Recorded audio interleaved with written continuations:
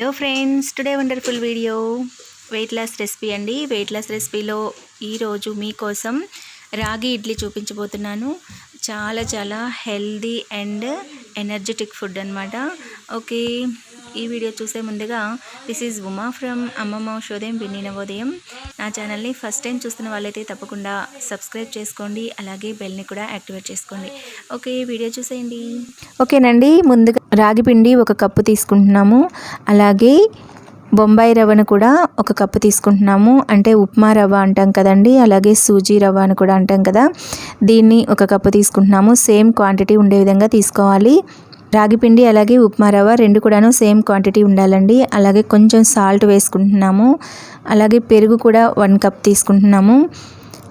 ఇంకా ఎక్స్ట్రా కూడా తీసుకోవచ్చు, అంటే కేవలం పెరుగుతో కూడా కలుపుకోవచ్చు మొత్తం పిండినంతా కూడాను మెత్తగా. లేని వాళ్ళు కొంచెం వాటర్ కూడా పోసుకోవచ్చు అనమాట.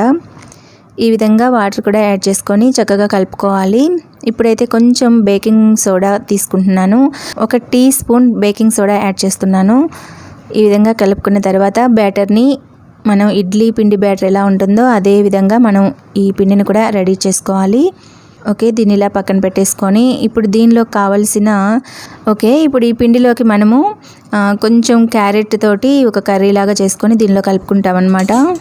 ఓకేనండి, ఇప్పుడు స్టవ్ మీద ఒక ప్యాన్ పెట్టుకొని దానిలో ఒక 2 టేబుల్ స్పూన్స్ వరకు నెయ్యిని యాడ్ చేస్తున్నాను. దానిలో ఆవాలు, అలాగే పచ్చిమిర్చి,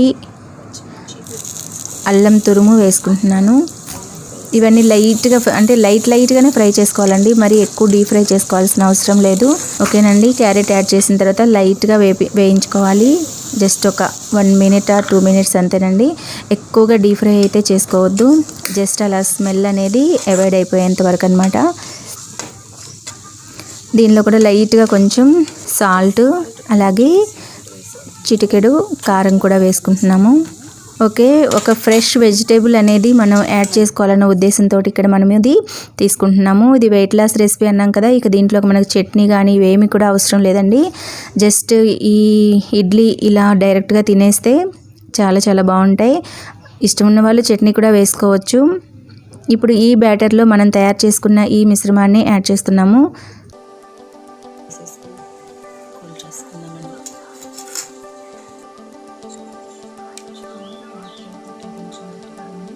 వాటర్ వేసుకోవాలి, అలాగే మనం కూల్ చేసి పెట్టుకున్న దీనిలో కలుపుకోవాలి.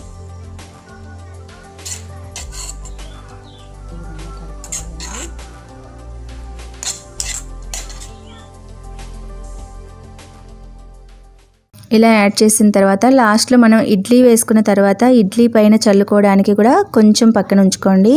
ఇడ్లీ స్టాండ్ అనేది తీసుకొని దీనిలో లైట్గా ఆయిల్ లేదా నెయ్యి కానీ అప్లై చేసుకోండి. ఈ విధంగా అప్లై చేసుకున్న తర్వాత ఇడ్లీని వేసేసుకోండి.